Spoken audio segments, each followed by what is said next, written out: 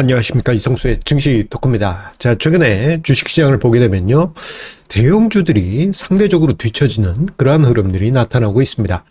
오히려 중형주나 또는 소형주의 상대적인 강세가 나타나고 있는데요. 자, 1월 효과에 따른 영향도 일정 부분 있겠습니다만 대형주들의 부진이 나타나고 있는 그 상황들을 보게 되면은 연초부터 해서 나타나고 있는 일종의 패시브 전략들의 비중 문제가 대형주의 매물 부담을 만들고 있다라고 생각합니다.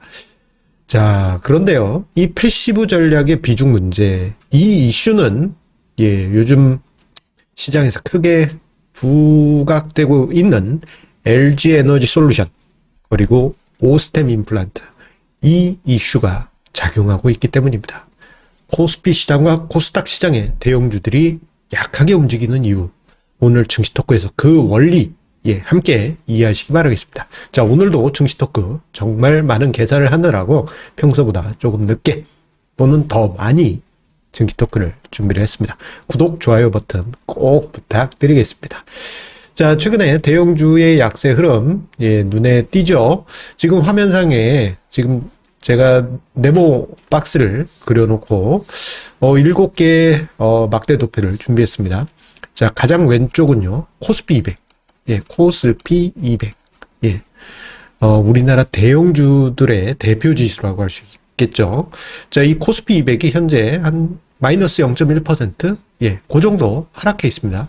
언제부터? 올해 연초 대비해서, 올해, 22년 현재 0.1% 하락. 이에 반해서 코스피 중형업종 지수는요, 1% 상승해 있어요. 중형주나 소형주의 상대적인 강세가 눈에 띄고 있습니다. 자, 그리고 이러한 현상은 코스닥 시장에서도 나타나고 있는데요. 자, 지금 화면상에 회색 막대기, 이거는 이제 코스닥 대형주라고 할 수 있는 코스닥 150 지수인데요. 많이 빠졌습니다. 마이너스 7.3%. 이에 반해서 코스닥 중형업종 지수는 마이너스 3.6% 하락으로 코스닥 시장 내에서 대형주들이 더 많이 하락했던 것을 확인할 수 있습니다. 자, 이러한 부분, 그 이유가 무엇일까요? 물론 지금 종합주가지수나 코스피 200 지수 같은 경우 글로벌 증시 대비해서 지금 여기 중국 상해 지수라든가 S&P 500, 일본 니케이 지수 등등에 비해서 상대적으로 양호한 것은 맞아요.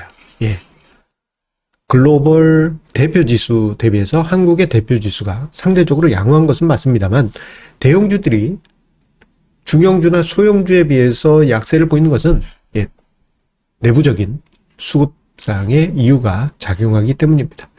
자, 이것을 설명드리기에 앞서서 패시브 전략이 지금 금융시장을 지배하고 있다라는 것에 대해서 간단히 좀 설명을 드려야 될 것 같습니다. 자, 이제 주식 투자 오래 하신 분은 이제 패시브 전략 하면은, 이거 주가지수, 추종하는 그러한 전략이구나라는 것을 한 번에 딱 아시죠? 자, 패시브 전략은 맞습니다. 이것과 반대되는 게 액티브 전략이죠. 액티브 전략은, 정말 그 말 그대로 액티브하게 투자해서 펀드의 수익률을 높이는 것이 액티브 전략이에요. 이에 반해서, 자, 패시브 전략은 그냥 대표 주가 지수만 추종하겠다라는 것이 패시브 전략입니다. 그래서 좀 이해하기 쉽게 지수 추종 전략이라고도 부르기도 합니다. 자, 그런데요, 2018년, 19년 그 즈음부터 해서 우리나라에서 보게 되면 패시브 전략 비중이 액티브 펀드 비중을 넘어서게 됩니다. 이게 이제 설정의 기준으로 넘어서게 됩니다. 와, 대변화라고 할 수 있죠. 글로벌 금융시장에서도 점점 그 패시브 비중이 급격하게 높아지고 있어요. 자, 그런데 이게 이제 패시브 전략만 그런 게 아니고요. 액티브 전략도 엄밀하게 따져보면은 이게 이제 펀드 매니저 평가할 때 기준 지수 가지고 평가합니다. 우리나라 같은 경우에는 코스피 200하고 비교해서, 야, 너 코스피 200보다도 못 쫓아갔잖아. 성과급 없어. 이거보다 높겠네? 그러면 성과급 따봉. 이런 식으로. 액티브 펀드도 지수 기준으로 해서 평가를 받기 때문에 일정 부분 패시브 성격이 있다 할 수 있겠고요. 그리고 우리나라의 어떻게 보면 단일 주체로 가장 큰 손인 국민연금 같은 경우에는 국내 주식이 164조입니다. 이게 작년 10월 말 기준이에요. 164조 원이 있는데, 자, 국민연금도 결국 운용은 기준 지수를 두고, 예, 여기 이제 뭐 코스피 200하고 이제 섞은 지표가 있습니다. 어쨌거나 기준 지수를 가지고 운용을 하게 됩니다. 자, 그런데 이러한 패시브 전략의 대부분의 지수들은요, 결국 그 대형주들이 많이 편입된 해당 국가의 또는 해당 증시의 대표 지수들입니다. 결국 시가총액 최상위 종목들이 많이 포진되어 있어요. 코스피 200 지수, 코스닥 시장의 코스닥 150 지수, 시가총액 최상위권에 있는 그들 종목 아니겠습니까? 자, 그래서 시장에 이슈가 발생하게 되면은, 이제 패시브 전략에서 어떤 뭐 비중 조절이라든가 이러한 문제, 얼마 전에 MSCI 이머징 지수 리밸런싱 뭐 이러한 이슈가 계속 부각이 되지 않습니까? 그럴 때마다 가장 부각이 되는 게 대형주에 영향을 미칠 수밖에 없습니다. 자, 이 부분을 이해하시면 제가 다음부터 이야기 드리는 내용을 쉽게 이해하실 수 있을 것입니다. 자, 연초부터 해서 대표적인 우리나라 주가 지수에 포트 비중 내 왜곡 현상이 발생하게 됐습니다. 앞서서 이제 언급드린 바처럼 LG 에너지 솔루션 이슈, 그리고 오스템 임플란트 이슈가 지금 발생했고 대기 중에 있습니다. LG 에너지 솔루션은 다음 주에 이제 공모 들어가죠. 자, 그리고 오스템 임플란트 요거는 뭐 새 벽두부터 해서 뭐 이제 횡령, 뭐 직원의 횡령 사건으로 인해서 지금 거래 정지 상태 아니겠습니까? 그런데 이 오스템 임플란트는 코스닥 150 종목이고요.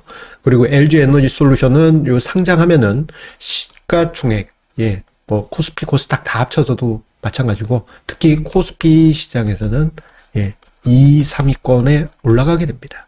시장에서 예상하기에는 2위까지 100조 원대 회사로 올라설 것으로 예상이 되고 있어요.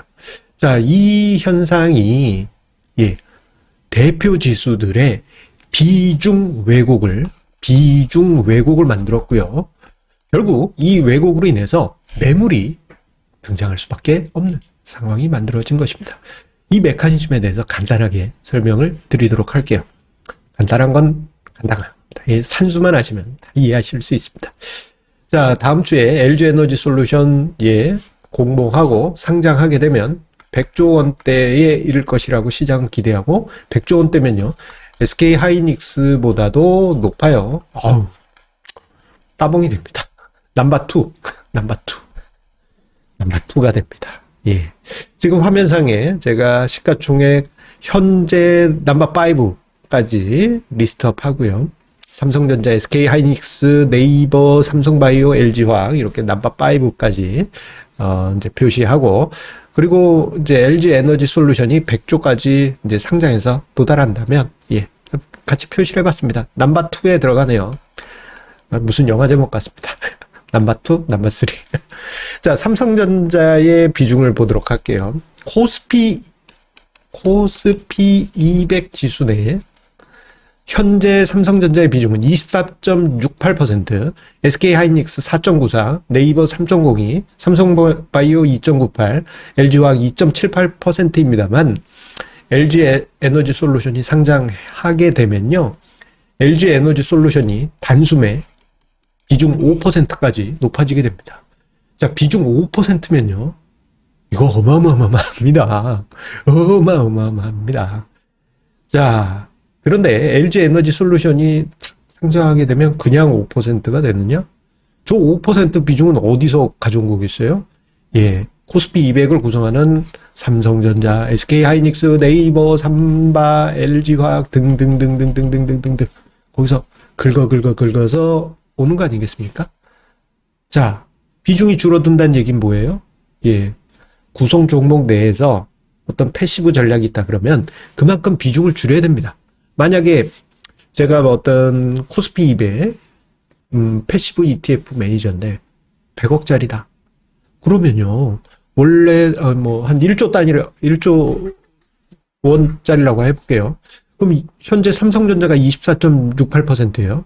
그런데 LG엔솔이 상장해서 24.44%.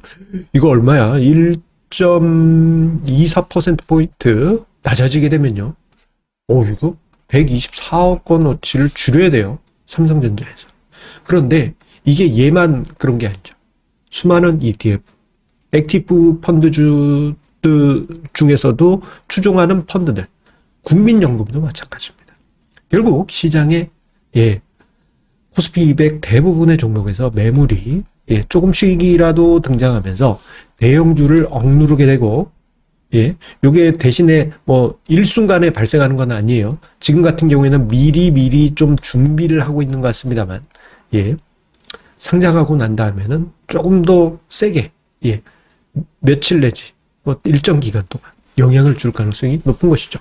결국 패시브 전략에 의한 대형주 중심의 전략은 지금 현재 LG에너지솔루션 상장 여파에 따라서 코스피 200 지수 내 비중이 왜곡되게 되기 때문에 그에 따른 다른 종목들이 손해를 보는 그러한 상황이 만들어지면서 대형주의 부진이 나타나게 되는 것입니다.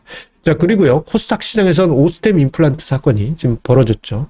오스템 임플란트 같은 경우에는 자, 코스닥 150에 편입이 되어 있습니다. 그런데 여기 생뚱맞게 야, 이거 뭐냐, 엄청나게 올라가는 차트네 라고 생각하실 수 있는데, 이게 코스닥 150 지수의 2017년에서 2018년 초까지 지수 흐름이에요. 우와, 크지 않습니까? 요때가 또 가상화폐 열풍이 불었던 때입니다. 자, 그런데 갑자기 제가 이걸 왜 띄워드리냐. 예전에, 그 이전, 저 시기 이전만 하더라도요, 코스닥 관련한 ETF나 코스닥 관련한 펀드가 그렇게 시장에서 큰 곽강을 받지는 않았어요. 그런데 2017년 연말 정도에, 이건 이제 금융시장에 대한 경험이 있으신 분들은 기억을 하실 겁니다. 한번 기억 떠올려 보세요. 은행권에서, 코스닥 150 ETF 신탁이란 거를 열심히 팝니다. 은행, 증권, 뭐 등등등. ETF 신탁. 돈 들어오면 고객이 돈 맡기면 그냥 ETF를 사는 겁니다. 코스닥 150 ETF 신탁하면 뭐예요? 코스닥 150 ETF를 투자하는 겁니다. 이때 돈이 밀물같이 들어오면서요. 거래대금 막 튀잖아요. 코스닥 150 지수에 있는 시총 상위권 그 종목들을 끌어올립니다. 이때 제약, 헬스케어 이 종목들이 날아갔어요. 엄청났습니다. 자, 그 이후 코스닥 150 ETF에 관한 투자자들의 관심은 크게 늘어나게 됩니다. 자, 물론 이 후유증은 제법 깊었어요. 자, 이러한 일이 있었습니다. 어쨌거나 제가 이야기 드리고 싶은 것은 코스닥 150 지수를 추종하는 패시브 전략도 만만치가 않게 많다라는 점을 이야기 드리고 싶은 거예요. 자, 그런데 이번에 오스템 임플란트 사태를 보게 되면, 자, 오스템 임플란트가 제가 지금 V자로 표시한데 보시게 되면, 자, 시가총액, 이건 이제 시가총액 이거 10조 원이고요. 오스템 임플란트, 이거 단위가 이제 10억 원이고, 자, 오스템 임플란트 같은 경우에는 시가총액이 2조 390억입니다. 2조 390억. 그런데 비중을 보게 되면요. 자, 1.04%로 해서 19위예요. 자, 오스템 임플란트가 코스닥 150에서 저기 100 몇 위다 그러면은 그렇게 큰 영향이 없을 겁니다. 그런데요, 1% 수준이에요. 자, 지금 그런데 오스템 임플란트 상장 폐지 가능성도 있고, 상장 유지를 한다 하더라도 코스닥 150 지수에서 편출될 가능성이 높죠. 그럼 어떻게 되겠어요? 이 코스닥 150을 추종하는 ETF다 그런다면 오스템 임플란트가 없는 걸로 생각하고 포트폴리오를 조정해야 될 수 있지 않겠습니까? 혹은 고객들의 환매가 있을 때 어떤 대비를 하기 위한 부분도 준비를 해야 되는데, 부득이하게 오스템 임플란트 1%이기 때문에 이거를 다른 종목들에서 폐를 끼쳐가면서 매물을 만들 수밖에 없는 상황에 놓이는 것입니다.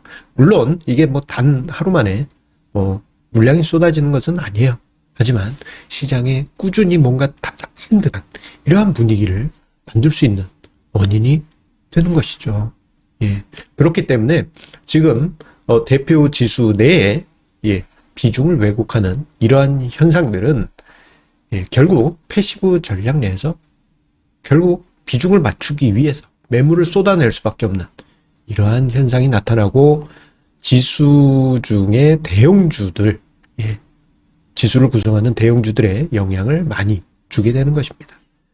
자, 결국 이러한 악영향은 한동안 대형주에 영향을 줄 가능성이 높다고 봐요. 그나마 주가지수가 다른 국가들에 비해서 양호합니다.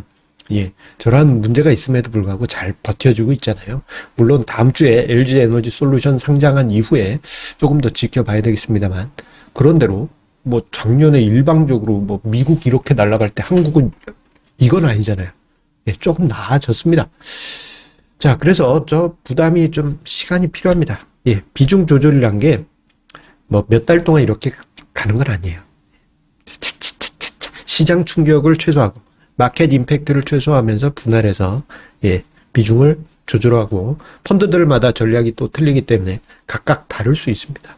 그래서 이제 충격은 제한적인 가능성이 높겠지만 이게 뭐 아주 길지는 않을 거예요. 다만 한동안은 대형주가 좀 이게 빗보기에는 상대적으로 좀 답답한 부분이 있다.